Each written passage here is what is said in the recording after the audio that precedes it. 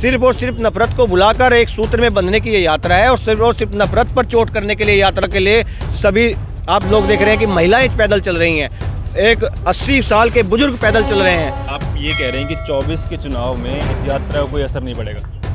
देखो 24 के चुनाव में या 29 के चुनाव में या किस चुनाव में क्या असर पड़ेगा वो इस देश की जनता तय करेगी। एक प्रेस कॉन्फ्रेंस करके भारतीय जनता पार्टी या विपक्ष में बैठे लोग ये तय कर लें कि आखिर वो राहुल गांधी को पहनाना क्या चाहते हैं। कि जहाँ पे भी यात्रा जा रही है वहीं पर जहाँ पे खाना खा रहे हैं, खाना खाने से पहले कोई व्यक्ति ये नहीं पूछता कि तुम हिंदू हो या मुसलमान हो, किस जाति से हो, ठाकुर हो, दलित हो, बनिया हो, ब्राह्मण हो, जाट हो, किस जाति से आप लोगों एक जगह सब लोग खाना खा रहे हैं। अगर इस देश से नफरत मिट जाएगी तो नफरत को के आधार पर इस देश की सत्ता के शीर्ष पर काबिज होने वाले लोग सत्ता से बाहर हो जाएंगे और जो इस देश को जोड़ना चाहते हैं वही इस देश को सत्ता को चलाएंगे। चाहे वो पार्टी का हिस्सा हो ना हो, लेकिन उन्हें इस यात्रा का हिस्सा होना चाहिए।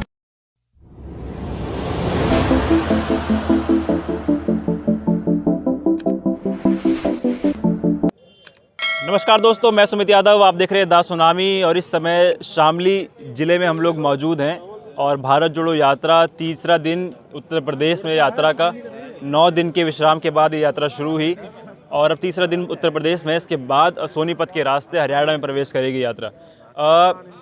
111वां दिन इस यात्रा का है। तमाम तस्वीरें आप लोग लगातार अपने सोशल मीडिया के माध्यम से और टीवी चैनलों के माध्यम से देख रहे होंगे कि यात्रा में क्या चल रहा है। तमाम सवाल इस यात्रा को लेकर हैं कि इस यात्रा के बाद क्या परिणाम होंगे। उन्हीं पे बातचीत करने के लिए हम हमारे साथ मौजूद हैं नितिन बालियान। इनसे बातचीत करते हैं। बहुत बहुत स्वागत है चैनल पे। धन्यवाद सुमित जी। क्या लगता है आपको 150 दिन की यात्रा के बाद, 3500 किलोमीटर चलने के बाद क्या बदलाव देखते हैं?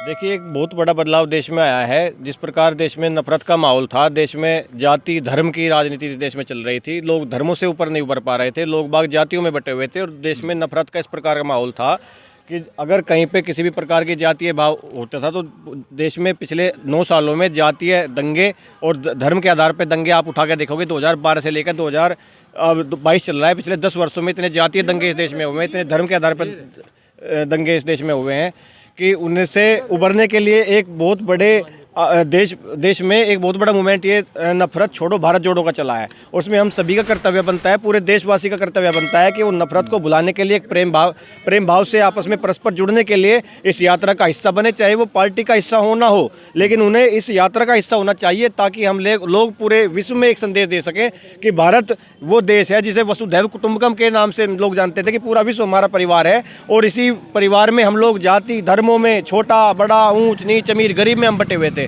तो इसी नफरत को ख़त्म करने के लिए यात्रा है। इस यात्रा में पूरे देश के लोगों को, युवाओं को, नौजवानों को, किसानों को, महिलाओं को और शोषित वंचित पीड़ित समाज को, हर उस व्यक्ति को जुड़ना चाहिए जो कहीं ना कहीं नफरत के कहीं दबा हुआ है या नफरत की वजह से उसका शोषण हुआ है। उस नफरत को भुलाने के लिए इस देश के लोगों को इस यात्रा से जुड़ना चाहिए। सर, मेरा सवाल फिर ये कई लोगों से रहता है, वो जो नफ़रत की आप बात कर रहे हैं, वही दो तरीके के लोग हैं जो नफ़रत का शिकार हुए और जो नफ़रती हैं। दोनों लोग जुड़ रहे हैं या फिर नहीं जुड़ पा रहे हैं? नहीं, सब लोग, हर जाति के लोग जुड़ रहे हैं और वे दोनों तो उनमें आपसी प्रेम भाईचारा इस यात्रा के बाद इतना हुआ है कि लोग इस यात्रा का जिक्र कर रहे हैं और विश्व पटल पर हमारा इस यात्रा का जो संदेश है वो विश्व पटल पर जा रहा है, ना कि इसी देश में। विश्व पटल पर लोग इस यात्रा की चर्चा कर रहे हैं और हर हुक्का, हर चौपाल, हर गांव, हर चौराहे पर इस यात्रा का जिक्र है कि हम लोग जो ये लोग चले हैं कश्मीर से कन्याकुमारी भारत को एक करने के लिए, और भारत जोड़ने का अर्थ सीधे तौर पर इस देश के लोगों को, दिलों को जोड़ना है। आप ये कह रहे हैं कि दोनों तरीके के लोग जुड़ रहे हैं, जो नफरती थे और जो नफरत का शिकार हुए।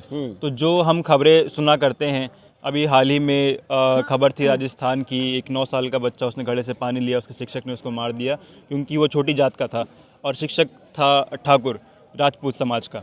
तो ये खबरें आना बंद हो जाएंगी इस यात्रा के बाद? देखिए, मेरे ख्याल से कहीं ना कहीं इन घटना जो जातीय भेदभाव है, इन घटनाओं के पीछे कहीं ना कहीं किन्हीं लोगों का हाथ होता है।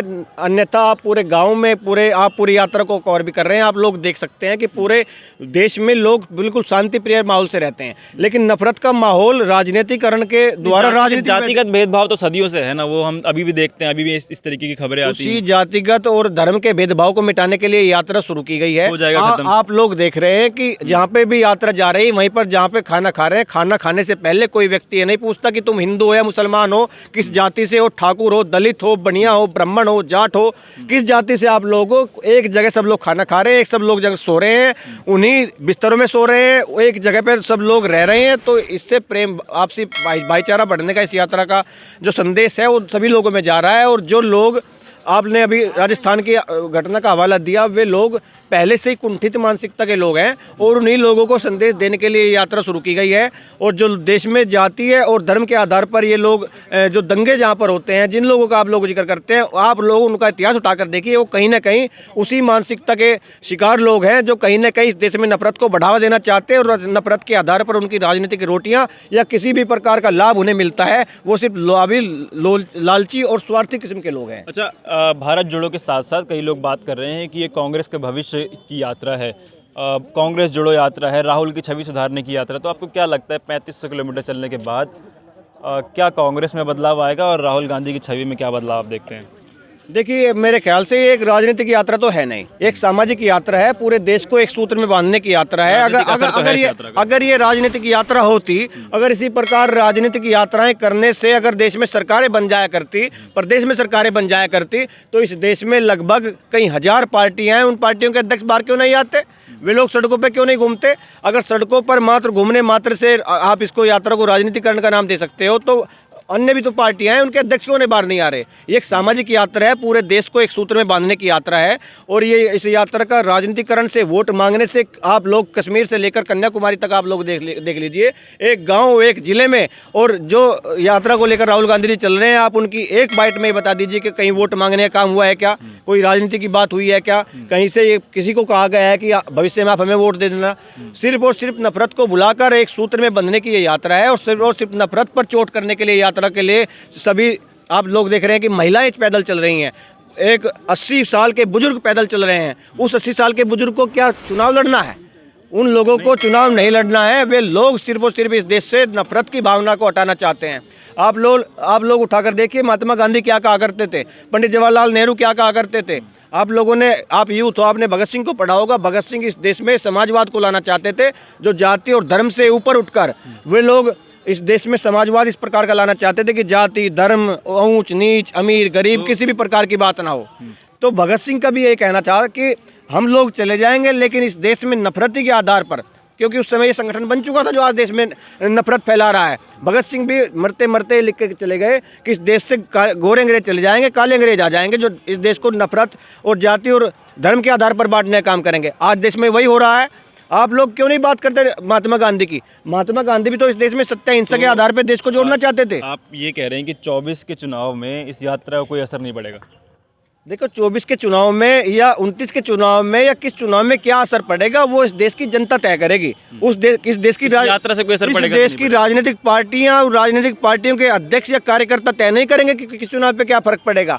अगर ये देश आपस में परस्पर प्यार और मोहब्बत के आधार पर जुड़ जाएगा, तो आने वाले समय में बिल्कुल आप लोग सही कहते हैं, राजनीतिक रूप से भी फर्क पड़ेगा। अगर इस देश से नफरत मिट जाएगी, तो नफरत के आधार पर इस देश की सत्ता के शीर्ष पर काबिज होने वाले लोग सत्ता से बाहर हो जाएंगे, और जो इस देश को जोड़ना चाहते हैं वही इस देश को सत्ता को चलाएंगे। क्योंकि महात्मा गांधी के विचारधारा वाले लोग हैं, भगत सिंह की विचारधारा वाले लोग हैं, पंडित जवाहरलाल नेहरू की विचारधारा वाले लोग हैं। इस देश से जब नफरत खत्म हो जाएगी, इस देश में जब मोहब्बत, आपसी भाईचारा और इसका पैगाम पूरे देश में चला जाएगा, तो स्वतः ही जो नफरत के आधार पर इस देश में सत्ता के शीर्ष पर आए वो चले जाएंगे, और प्यार और मोहब्बत का भाईचारा बांटने वाले लोग इस देश की सत्ता के शीर्ष पर कब्जे में बैठेंगे। इस यात्रा के साथ साथ काफ़ी सारी बातें राहुल गांधी की टी शर्ट को लेकर भी हो रही हैं। आपने जैकेट पहन रखा है, मैंने जैकेट पहन रखा है। राहुल गांधी एक हाफ टी शर्ट में चले जा रहे हैं, काफ़ी सर्दी है। देखो, वो व्यक्ति क्या पहनकर चल रहे हैं, क्या पहनकर नहीं चल रहे हैं, ये उनका निजी चीज़ें होनी चाहिए। अगर राहुल गांधी कोई महंगी जैकेट पहन लेते हैं तो उस पर बात कर लेते हैं, अरे राहुल गांधी की जैकेट तो 2.5 लाख रुपए की आई है, फिर उसका रेट तय करने लग जाते हैं। अगर वो व्यक्ति खाली टी शर्ट में चलता है तो इस चीज़ से भी नहीं दिक्कत है कि वो खाली टी शर्ट में क्यों चल रहा है। तो ये एक प्रेस कॉन्फ्रेंस करके भारतीय जनता पार्टी या विपक्ष में बैठे लोग ये तय कर लें कि आखिर वो राहुल गांधी को पहनाना क्या चाहते हैं। अगर वो एक महंगी जैकेट पहन लेते हैं तो उसका रेट बताने लग जाते हैं, एक खाली टी शर्ट पहन के चल रहे हैं तो उस पर भी नहीं दिक्कत है। आखिर भाई वो व्यक्ति पहने क्या, ये लोग तय कर लें आपस में, विपक्ष में बैठे लोग। लेकिन मैं आपके चैनल के माध्यम से इस देश के लोगों से यही कहना चाहता हूँ कि इस देश में जो सत्ता में शीर्ष पर बैठे लोग हैं, वो लोग इस देश की सत्ता के शीर्ष पर बैठे, सिर्फ उस गद्दी पर बैठे हैं, लेकिन इस देश के 125 करोड़ लोगों के दिलों में आज फिलहाल राहुल गांधी उनके जेहन में, दिलो और दिमाग में है, और राहुल गांधी आज इस देश के 125 करोड़ लोगों के दिलों पर राज कर रहे हैं। अच्छा, हम उत्तर प्रदेश में, मैं आखिरी सवाल करूंगा और उसके बाद ख़त्म करूंगा। उत्तर प्रदेश में है, उत्तर प्रदेश की जब हम बात करते हैं तो अखिलेश यादव का नाम आता है, जयंत चौधरी का नाम आता है। पश्चिमी उत्तर प्रदेश में इस समय हम लोग हैं, दोनों में से किसी ने भी इस यात्रा में शिरकत नहीं की। देखिए, सबकी अलग अलग राजनीतिक पार्टियां हैं, और उन्होंने, अखिलेश यादव जी हों या जयंत चौधरी जी, उन्होंने इस यात्रा की सफलता के लिए अपने शुभकामनाएं प्रेषित की हैं। और माननीय जयंत चौधरी जी ने ट्विटर के माध्यम से, फेसबुक के माध्यम से अपने कार्यकर्ताओं को, पदाधिकारियों को, विधायकों को, पूर्व विधायकों को, सांसदों को कहा है कि यात्रा में जाने पर कोई पाबंदी नहीं है। हालांकि अभी इन पार्टियों में और कांग्रेस पार्टी में अभी कोई गठबंधन नहीं है, तो जयंत चौधरी या अखिलेश यादव का आने का कोई वो औचित्य बैठता ही नहीं है। तमिलनाडु के मुख्यमंत्री M.K. स्टालिन इस यात्रा से जुड़े थे, शिवसेना से ठाकरे साहब जुड़े थे, NCP से सुप्रिया सुले जुड़ी थी, तो जुड़ना चाहिए था। अगर आप विपक्ष की एकजुटता की बात करते तो क्यों नहीं जुड़े ये लोग? वो उनका राजनीतिक पार्टी का निजी फैसला है, वे क्यों नहीं जुड़े, लेकिन उनके कार्यकर्ता, आज आप लोगों ने देखा होगा कांदले में जयंत चौधरी जी के 8 विधायक वहाँ पे स्वागत के लिए खड़े हुए थे, और जहाँ से पूरब में यात्रा गई नहीं है कि उधर के अखिलेश यादव जी के कार्यकर्ता इधर जुड़ते, लेकिन अखिलेश यादव जी या और जयंत चौधरी ने अपनी शुभकामनाएं इस यात्रा के लिए अपने प्रेषित की हैं, और सभी कार्यकर्ताओं को कहा है कि यात्रा में उन्हें जुड़ना चाहिए। किसी भी कार्यकर्ता, विधायक पर कोई बंदिश नहीं है यात्रा में जुड़ने के लिए।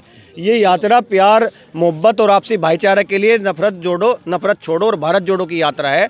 और इस देश में आप लोग अखिलेश यादव और जयंत चौधरी की बात कर रहे हैं, हो सकते हैं कि कुछ राजनीतिक पार्टियों के उनका कुछ गठबंधन, धर्म या अन्य चीज़ें सामने आ रही हों, वे ना आए हों, लेकिन वो उनका निजी फैसला है। कौन किसी राजनीतिक पार्टी से आ रहा है या नहीं आ रहा है, वो उनका निजी फैसला है। लेकिन इस देश के ऐसे भी व्यक्ति कई हजार की संख्या में इस यात्रा में जुड़ रहे हैं जिनका कांग्रेस पार्टी से कोई संबंध नहीं है, जिनका कांग्रेस पार्टी से, जिन्हें चुनाव नहीं लड़ना। 80 साल के बुजुर्ग इस यात्रा में हैं। इस यात्रा में जवान से लेकर बुजुर्ग महिलाएं तक अपने कश्मीर से लेकर पैदल चल रही हैं। उन लोगों को कौन सा टिकट चाहिए, उन्हें कौन सा गद्दी पर बैठना है। लेकिन उनको अभी यही कहना है कि जब तक इस देश में नफरत रहेगी, जब तक इस देश को जाति और धर्म के आधार पर, ऊंच और नीच के आधार पर, अमीर और गरीब के आधार पर बांटा जाएगा, तब तक इस देश के लोगों को यूं ही सड़कों पर निकलना पड़ेगा, अपने विचार बताने पड़ेंगे, लोगों को समझाना पड़ेगा कि मंदिर और मस्जिद से बाहर निकलिए और अपने देश के नौजवानों से और अपने बच्चों को अच्छे शिक्षा दीजिए, अच्छे कॉलेजों में भेजिए। और शिक्षा और कॉलेजों में जाने से उन्हें पता चलेगा कि